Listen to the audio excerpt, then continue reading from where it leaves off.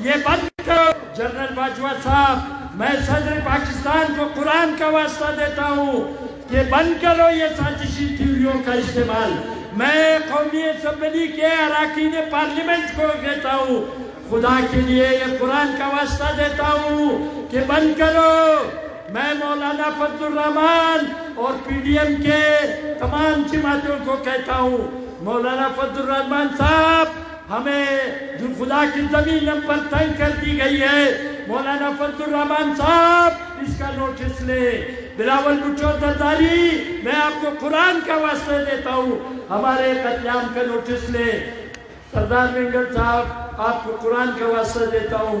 Doctor مالک صاحب، آپ کو قرآن کا واسطہ دیتا ہوں۔ گورنر بلوچستان، وزیر اعلیٰ بلوچستان، چاروں صوبائی اسمبلیوں کے اراکین اور ان کے گورنروں اور وزیر اعلیٰ کو قرآن کا واسطہ دیتا ہوں کہ قتل عام بند کرو، بلوچوں کا قتل عام بند کرو، بلوچوں کو مسنگ مت کرو، پشتونوں کا قتل عام بند کرو، ہزاروں کا قتل عام بند کرو۔ یہاں جو جنگی سیاست شروع کی گئی ہے اس کو ختم کرو۔ یہ نام لے لے کے میں کہہ رہا ہوں، میں آئی ایس آئی کے چیف کو کہتا ہوں قرآن کا واسطہ ہے، میں ایم آئی کے چیف کو کہتا ہوں یہ قرآن، میں قرآن کا واسطہ دے رہا ہوں، مت کرو۔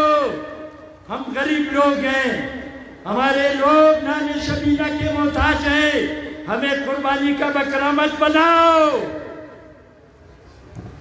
میں کہتا ہوں ہمیں معاف کر دو، ہمارا خون مت بہاؤ، خدا کی قسم ہم تسلیم نہیں کریں گے۔ ہم تمہیں وارننگ دیتے ہیں، جنرل باجوہ صاحب، کور کمانڈر بلوچستان کوئٹہ، یہ قرآن کا واسطہ دے کر کہتا ہوں ہمیں مت چھیڑو، ہمارا خون مزید مت بہاؤ۔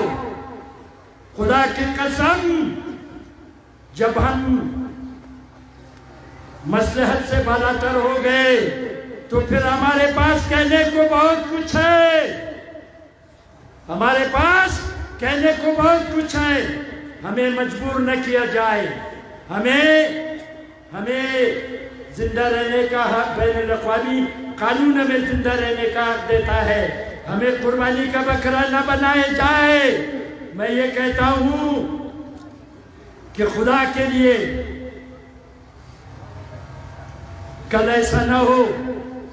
میں آج اس کو وارننگ دیتا ہوں، آپ کے سامنے یہ قرآن کی قسم کھا کر کہتا ہوں، اگر اس کے بعد کسی ادارے کی لاش گرائی گئی تو پھر ہم پوری دنیا کے لوگوں سے یہ اپیل کریں گے، لوگوں سے یہ کہیں گے کہ وہ باہر نکلے اور یہ نعرہ لگائیں کہ پاکستان کی ریاست دہشت گرد ہے، اور یہ نعرہ لگائیں کہ ہمیں قربان کیا جا رہا ہے مفادات کے لیے، ہمیں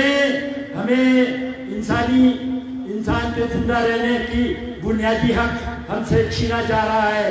یہ ہم کہیں گے اور پوری دنیا کے اپنے بھائیوں سے کہیں گے کہ وہ باہر نکلیں اور اس ظلم اور ناانصافی کے خلاف آواز اٹھائیں۔